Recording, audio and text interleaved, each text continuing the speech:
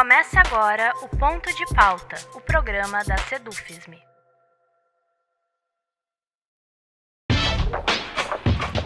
Olá, eu sou o Rafael Balbueno e o nosso ponto de pauta de hoje é o PDV, o Programa de Desligamento Voluntário. E para falar sobre esse tema, a nossa convidada de hoje é a Luciana Rambo, advogada sócia do escritório Wagner Advogados Associados. Luciana, seja bem-vinda e obrigado pela atenção e disponibilidade em conversar conosco. Eu que agradeço pelo convite. Na verdade, na abertura eu falei o PDV, mas é como um todo. Nossa pauta de hoje é, na verdade, a medida provisória 792/2017.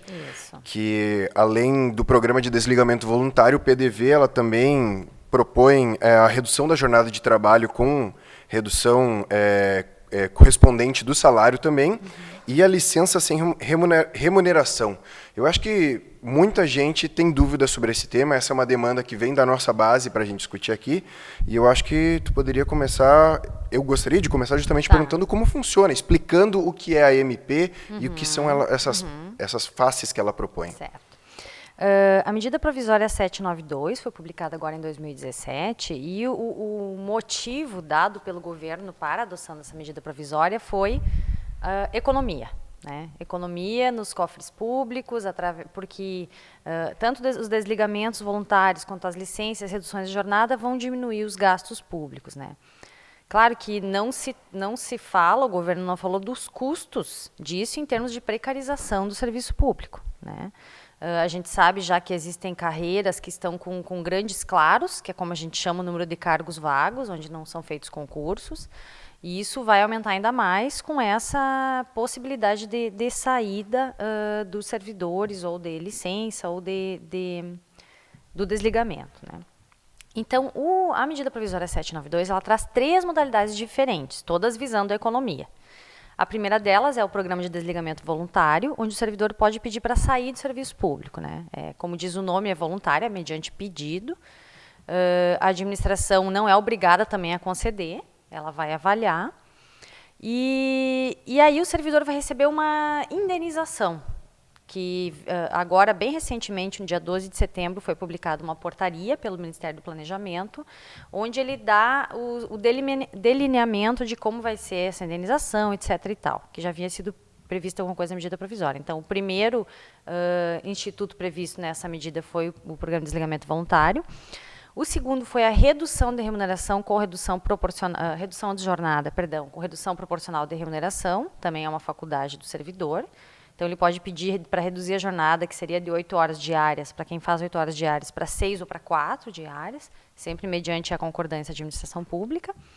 E a terceira modalidade é a licença sem remuneração, que é um período de afastamento, inicialmente previsto para 3 anos, mas pode ser prorrogado para 6 anos, prorrogado uma vez, em que também é prevista uma pequena indenização para o servidor, e nesse período ele vai ficar sem a remuneração. Né?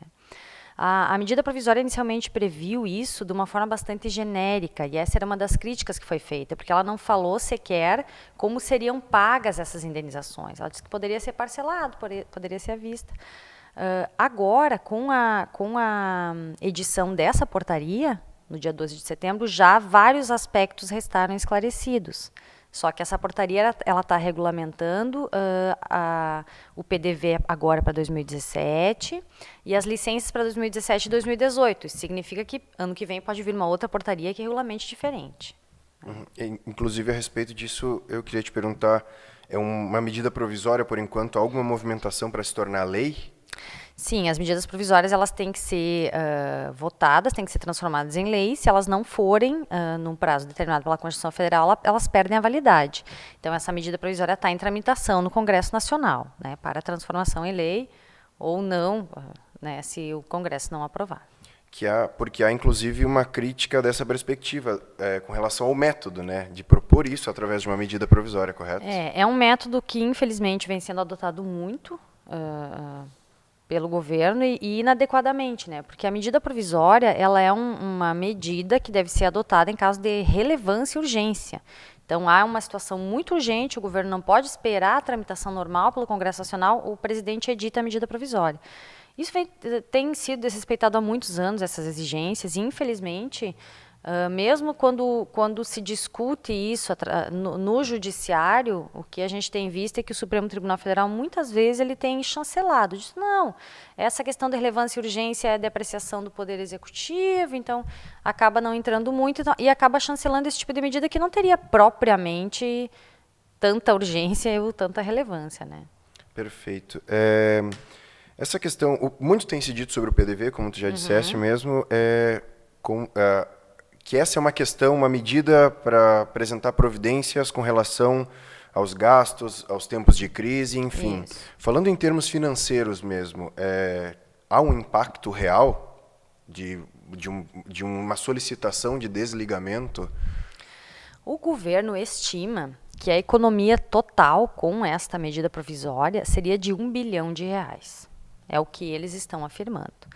Mas, paralelamente, também há afirmações de que no governo Fernando Henrique, na época do governo Fernando Henrique, já havia sido editada uma medida, uma legislação relativa ao desligamento voluntário, né, à demissão voluntária. E, na época, existe uma estimativa de que cerca de 1% ou menos de 1% dos servidores pediram a demissão, e acredito que desses 1%, sei lá, 90% deles se arrependeram depois e estão tentando voltar. Até hoje se discute isso através de legislação, tentativa de voltar ao serviço público.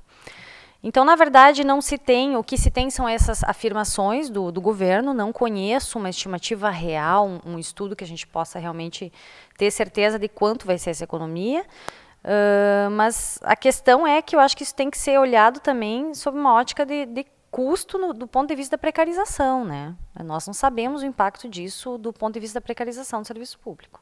Então, essa era outra questão que eu queria trazer. Se a gente consegue mensurar o impacto de fato financeiro para os cofres do governo, mas também se a gente consegue mensurar o impacto para o usuário do serviço público, na verdade. Pois é. Em tese, qualquer servidor da administração direta, indireta e fundacional, ou seja, autarquias, universidades, fundações públicas e até dos ex-territórios, pode pedir o desligamento. Tem carreiras específicas em relação às quais, através dessa portaria, agora de 12 de setembro, foram estabelecidos limites para o desligamento. Então, no máximo, 5% dos servidores daquela carreira ou dos integrantes daquele cargo podem se desligar. Dentre elas estão Polícia Federal, Advocacia da União, Procuradoria Federal. Então, houve algumas carreiras em que o governo estabeleceu o limite máximo de 5%. Para as outras, não. Em tese, não existe limite. É claro que os servidores farão os pedidos e eles serão analisados. Não existe uma garantia de que serão deferidos. Então, aí, no momento da análise, pode haver algum tipo de avaliação sobre a possibilidade de se dispensar todos esses servidores. Mas o fato é que esses critérios deveriam ter sido trazidos já pela medida provisória e não o foram, né? Então, não existe a estimativa, eu acredito, que na mesma linha do que ocorreu no PDV anterior, não vai ser uma quantia muito significativa de servidores que vão pedir o desligamento, que vão entrar nesses institutos, até porque os prejuízos são bem grandes, né? Então, não se tem uma estimativa exata do desfalque que isso dará no serviço público. Mas, considerando o atual déficit de servidores em diversas carreiras, acredito que vai trazer algum prejuízo, sim. Só não podemos ainda delimitar o montante, digamos, desse prejuízo em termos para o usuário, quanto vai precarizar, quanto vai reduzir o atendimento. No momento ainda não é possível, mas não vem para melhorar para o usuário, não tem como, né? Pois é, tu comentaste a questão de que já há uma regulação a respeito de possíveis desligamentos, já que é prévia à medida provisória, no caso. Porque eu pergunto isso porque, na verdade, é um argumento que também foi apresentado pelo governo de que a MP ela propõe um fortalecimento das relações de trabalho, um diálogo mais facilitado através de uma modernização da legislação. Modernização é um termo que é muito usado nesse tipo de situação. Eu te pergunto sobre essa justificativa porque também hoje já há como, anteriormente à medida provisória, já há como ter um desligamento, já há um procedimento. Houve uma medida provisória lá em, acho, 98, se eu não me engano, se eu não estou equivocada, 2174 é o número, em que se permitiu, naquela época, houve um prazo e se permitiu o desligamento voluntário. E como eu disse, Aquele desligamento gerou depois, houve uma promessa, inclusive na própria medida provisória, de que o governo daria um tratamento especial aos servidores desligados, através de treinamento, concessão de linhas de financiamento, para que essas pessoas pudessem migrar para a iniciativa privada. O que nada disso está sendo previsto agora, não está sendo previsto com esse acompanhamento do governo, digamos, para essa migração. É diferente a situação. E mesmo naquela época, acabou não sendo cumprido o que foi previsto na medida provisória e houve muito prejuízo para os servidores que se desligaram na época. Muitos tentaram migrar para a iniciativa privada sem experiência, abriram empresas que não deram certo. São perfis diferentes, né?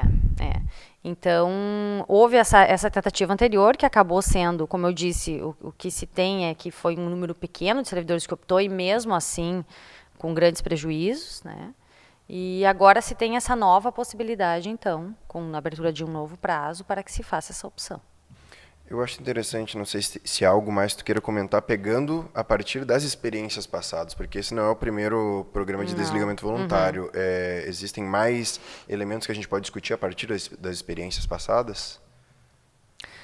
Eu acredito que sim. Eu acredito que o que tenha ficado dessa experiência é a necessidade de ponderação dos servidores. Porque o que se está abrindo agora? Como eu disse, é uma faculdade, é uma possibilidade para o servidor. O governo não vai obrigar ninguém a assinar, o servidor vai lá voluntariamente. E eu acho que o que aconteceu bastante no programa anterior foi uma certa ilusão, né? Porque era prevista uma indenização, assim como está sendo prevista agora, e os servidores, muita gente entrou numa ilusão de que vou pegar um montante grande de dinheiro e aí faço a minha vida, não se dando conta de que a situação da iniciativa privada é muito diferente da situação do serviço público e de que perderia diversas benesses, de que perderia o vínculo com o regime previdenciário dos servidores públicos, que embora tenha vindo no decorrer dos anos perdendo diversas garantias, ainda é melhor que o regime geral de previdência social, questão de plano de saúde e outros aspectos que os servidores perderam. Então, eu acho que a lição que ficou é a necessidade de uma conscientização dos servidores. Eu não vou dizer que nunca será favorável fazer a opção, não é isso, né? Pode ser que numa dada situação específica de um servidor específico, ele tenha pouco tempo de serviço público, vale a pena sair. Mas isso tem que ser avaliado caso a caso e com muita tranquilidade, né? Considerando as perdas que vão advir dessa opção. Sim, eu estava vendo o cálculo da indenização, tu me corrige se eu estiver errado, inclusive seria 125% do último salário multiplicado pelo tempo de serviço. Pelo número de anos. Vendo a regra, assim, ela parece bastante atraente. Inclusive. Parece, só que aí tem um detalhe. Como eu disse, a medida provisória disse que esse pagamento poderia ser parcelado ou em uma vez só. E agora, com a portaria, ficou estabelecido como vai ser feito esse pagamento. Esse pagamento não vai ser feito em uma vez só, ele vai ser feito em parcelas. E qual é o valor das parcelas? A última remuneração do servidor. Tá? Então, o servidor pede remuneração, mas vai continuar ganhando sua remuneração. Claro que tem parcelas aí indenizatórias, etc., que não vão ser consideradas, mas, enfim, ele vai continuar recebendo uma remuneração X por mês, até pelo número de meses necessários a alcançar esse patamar máximo, né? Não vai incidir contribuição previdenciária e nem imposto de renda sobre esse valor, mas, de qualquer forma, não é aquela bolada que vai ser recebida de uma vez só para impulsionar um negócio. Fazer um investimento. Não é bem assim, não, é parcelado. E é parcelado agora. Ano que vem, quando vier a nova portaria, porque todo ano o Ministério do Planejamento pode editar uma portaria disciplinando os PDVs daquele ano. Esse ano, a portaria disciplina os desse ano, e o prazo para opção começou em 13 de setembro e vai até 31 de dezembro. Né? E esse ano é feito assim. E eu não acredito que alguma vez vá ser feito de uma maneira melhor, ou pagamento assim, mais à vista para o servidor, porque o objetivo é justamente desonerar os cofres públicos. Eles não querem aumentar a despesa. Então, o que eles vão querer fazer é continuar aquela despesa mensal até conseguirem pagar o valor e depois deixam de pagar. Poderia uma portaria, inclusive, definir a redução da parcela, do valor da parcela? Ela não pode definir o valor total, reduzir o valor total da indenização, que é 125% sobre os 10 últimos. O valor final. Sobre todos os anos de serviço público. O valor final não, mas o valor da parcela sim. Ela poderia cair o valor da parcela. Ou a periodicidade também. Pode reduzir, sim. É bastante nebuloso. Exatamente. Não existe uma segurança né? Claro, digamos, quem sair no PDV desse ano vai ter respeitada essas condições que foram pactuadas, enfim, que foram expostas agora, né? Em tese não poderia vir uma portaria para alterar as condições de quem saiu agora, mas para quem sair depois as condições podem ser diferentes, não tem uma garantia, assim. Isso é o Ministério do Planejamento que fixa ano a ano. Vocês acreditam que vai haver procura? O cenário de crise pode influenciar nisso, por exemplo? Aliás, vocês têm tido procura para aconselhar? Não, até o momento não. A gente tem tido muitos questionamentos, os sindicatos têm indagado muito, e o que a gente tem visto, inclusive, tem sido mais de parte dos sindicatos nos procurando, porque em razão da preocupação de que se repita o que aconteceu lá no governo FHC, com pessoas saindo, depois se arrependendo, perdendo garantias, ficando em situações muito difíceis, se aposentando pelo regime geral com uma parcela muito diminuta, né? Então, a procura que nós temos recebido, predominantemente tem sido dos sindicatos para esclarecimentos. A gente elaborou um estudo sobre isso, vai até divulgar na página, para esclarecimentos para evitar que os servidores saiam no PDV. Os servidores ainda não têm nos procurado. Perfeito. Eu acho importante a gente analisar, já se encaminhando para o final, analisar a medida provisória que institui o PDV como pertencente a um pacote, na verdade. Sim. Vocês, inclusive, fizeram uma análise jurídica no escritório, na qual apontam que nós temos o PDV, nós também temos a reforma trabalhista, nós temos a reforma da Previdência, nós temos os cortes e o congelamento do orçamento, entre tantas outras coisas que se intensificam no último período. Já vem numa crescente, mas se intensificam. Exatamente. A gente tem a questão da renegociação da dívida da União com os estados, a dívida, na verdade, dos estados com a União, e, na verdade, essa renegociação também prevê que os estados, para terem suas dívidas renegociadas, também têm que implementar um programa de desligamento voluntário. Há na leitura de vocês um projeto por trás disso, uma questão mais complexa e mais estrutural?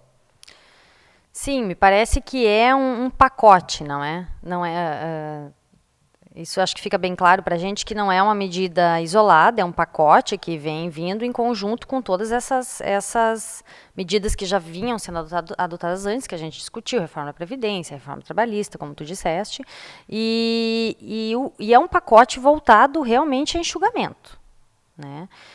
Parece que a meta tem sido o enxugamento, tem sido a economia, e cada vez que se fala, quando o governo fala em aprovar a Previdência, a reforma da Previdência, agora até hoje mesmo li uma notícia de que eles vão tentar mudar a campanha da reforma da Previdência, mudar os argumentos, que até agora vinha sendo dita como economia para os cofres públicos, e agora eles vão focar na necessidade de igualdade com o regime geral de previdência social, que aí sensibiliza também mais os trabalhadores em geral, os coloca contra os servidores públicos.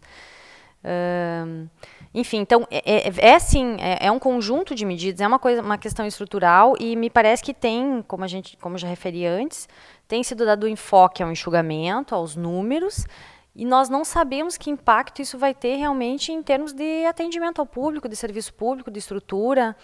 Tem muitas carreiras, como disse, que já estão com muitos claros, que já estão sem cargos preenchidos. Nós sabemos que tem muitas dificuldades no serviço público, tem órgãos, por exemplo, o INSS, que comumente tem atraso nas perícias, tem atraso nos atendimentos, e não está sendo previsto nada em termos de efetividade do serviço. A questão são os números mesmo, né? Então, é um pacote, uma questão estrutural e é bastante preocupante. Né? Para encerrar mesmo, vocês não foram procurados ainda, mas qual é a recomendação para quem está cogitando o PDV? Como tu disseste antes, já é estudar bastante a viabilidade. Em primeiro lugar, a pessoa tem que ter noção de tudo que implica sair no PDV, né? Que ela perde vínculo com o regime próprio de previdência, que ela perde... Aí tem até uma previsão de que ela poderia, em tese, se manter vinculada ao plano de saúde do servidor, mas ela vai ter que pagar tudo sozinha. Então, muita coisa aí vai se perder. Ela tem que ter noção do que ela vai perder e ela tem que ter noção do valor da indenização e de como ela será paga. Né? Então, o que a gente recomenda, em primeiro lugar, procure seu sindicato, procure o escritório da advocacia, para ter uma noção real do que vai perder, do que vai ganhar, para que se possa conversar e analisar se realmente é uma boa saída, ou é uma saída conveniente para cada caso.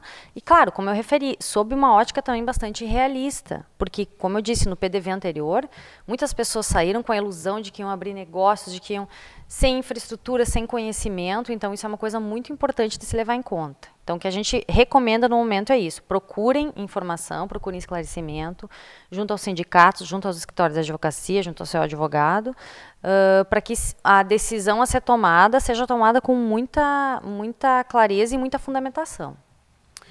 Perfeito. Não sei se teria mais alguma coisa que gostaria de comentar. Não, acredito que seria isso. E tem uma outra questão importante que eu gostaria de ressaltar, que eu lembrei agora, que é a questão da redução da jornada. É um aspecto apenas que nos chamou a atenção quando a gente foi ler a legislação.